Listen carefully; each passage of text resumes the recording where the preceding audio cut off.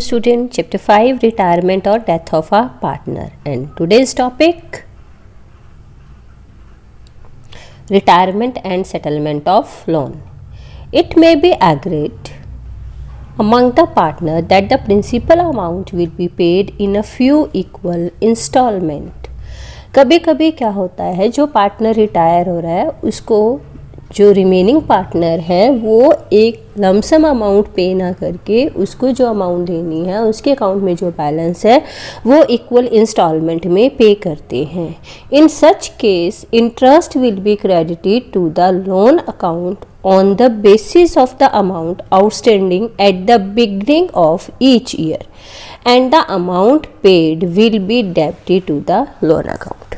तो इस केस में हम क्या करेंगे, लोन अकाउंट प्रिपेयर करते हैं और जो आउटस्टैंडिंग अमाउंट होती है हर साल स्टार्टिंग में, जो हर साल के बिगिनिंग में जो आउटस्टैंडिंग अमाउंट है उस पर इंटरेस्ट कैलकुलेट किया जाता है और उसकी पार्टनर को पेमेंट की जाती है instalment with interest. Let's understand it with the help of illustration. Mohit and Keshav are two partners sharing profit and losses equally.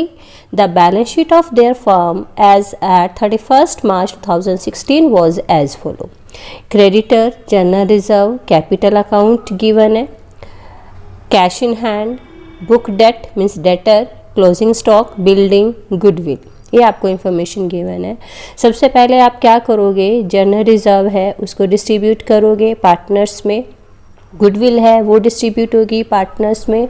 कौन सी रेशो में, उनकी ओल्ड प्रॉफिट शेयरिंग रेशो में, और वो क्या है इक्वली 1:1. उसके बाद बाकी जो कंसेप्ट है वो रिवोल्यूशन के बनेंगे. नेक्स्ट देखते हैं एडजस्टमेंट क्या गिवन है. केशव रिटायर ऑन 1 अप्रैल 2016.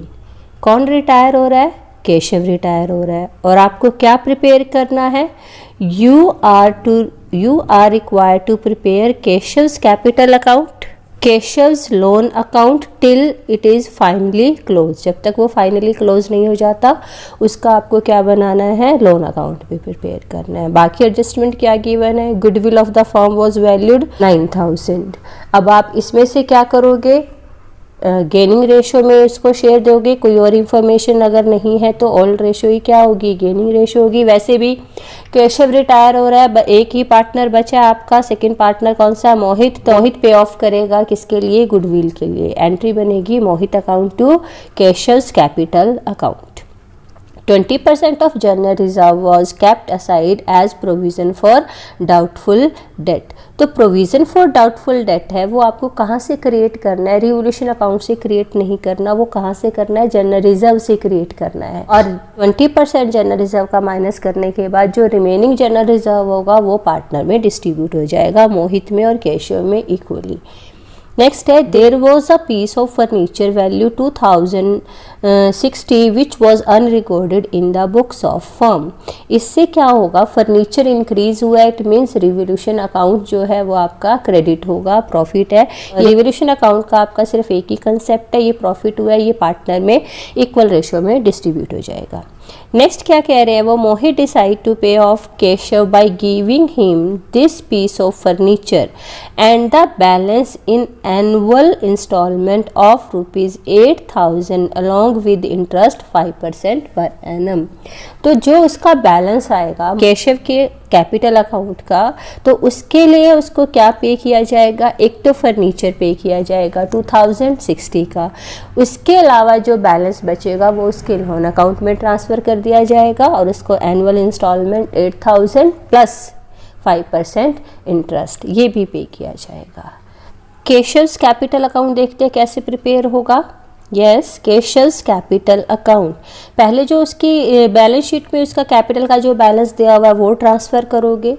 ये गुडविल की एंट्री है, टोटल गुडविल में से किसका शेयर निकाल लोगे, केशव का शेयर निकाल लोगे और बाय मोहित्स कैपिटल लिख के केशव के कैपिटल अकाउंट में क्रेडिट कर दोगे. रिवोल्यूशन पर प्रॉफिट आपको सिर्फ फर्नीचर की वैल्यू के इक्वली हुआ है, वो कितना था 2060, तो वो भी पार्टनर में डिस्ट्रीब्यूट होगा इक्वल रेशो में. तो हाफ किसको मिलेगा, केशव को. हाफ किसको मिलेगा, मोहित को. अब आपको जनरल रिजर्व है, जनरल रिजर्व कैसे डिस्ट्रीब्यूट करना है, आपका 2000 का जनरल रिजर्व था जिसमें से 400 आपने किस चीज़ के माइनस कर दिए, प्रोविज़न फॉर डाउटफुल डेट के लेस कर दिए, रिमेनिंग आ गया 1600, तो 1600 को इक्वल रेशियो में डिवाइड करोगे तो केशव का शेयर कितना बना है 800।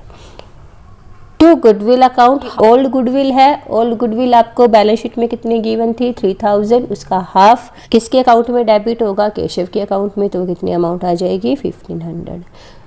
अब उसका जो बैलेंस है उसके लिए उसको हम क्या पे कर रहे हैं, फर्नीचर, तो 2060। रिमेनिंग जो बैलेंस बचेगा वो हम किस में ट्रांसफ़र कर देंगे, केशव के लोन अकाउंट में। अब लोन अकाउंट में कितनी अमाउंट आएगी 21,640। Now see the Keshav's loan account. सबसे पहले आप बैलेंस ट्रांसफ़र करोगे, बैलेंस कितना है हमारा कैपिटल अकाउंट से 21,640। अब उन्होंने क्या कहा है, इंटरेस्ट के साथ इंस्टॉलमेंट पे करनी है, तो पहली इंस्टॉलमेंट हो गई आपकी 8000 की।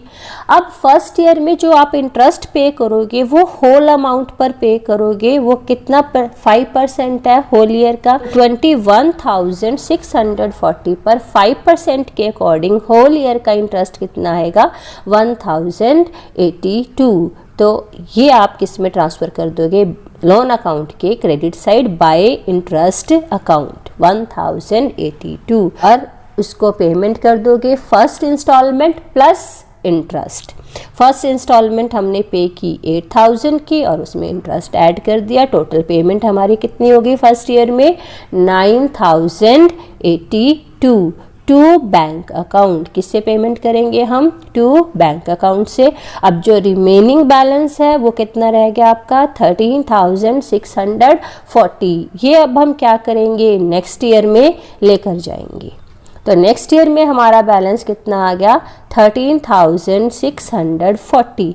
अब सेम प्रोसीजर इसके साथ करेंगे। जो 13 ओपनिंग बैलेंस पर इंटरेस्ट लगता है जो 13,640 है, इसका भी 5% कैलकुलेट करोगे, इंटरेस्ट वो कितना आएगा आपका 682। अब फिर से आप पेमेंट कर दोगे 31 मार्च को second instalment 8000 plus this interest. तो हमने टू बैंक से पेमेंट कर दी, हमारी पेमेंट कितनी बनेगी 8682।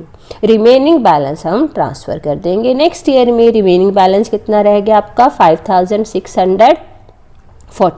ये हमने नेक्स्ट ईयर में ट्रांसफ़र कर दिया। नेक्स्ट ईयर में लिखोगे बाय बैलेंस BD कितना आएगा 5640। यही अमाउंट रिमेनिंग रहेगी, तो इसी पर आपने क्या कैलकुलेट करना है, इंटरेस्ट कैलकुलेट करना है।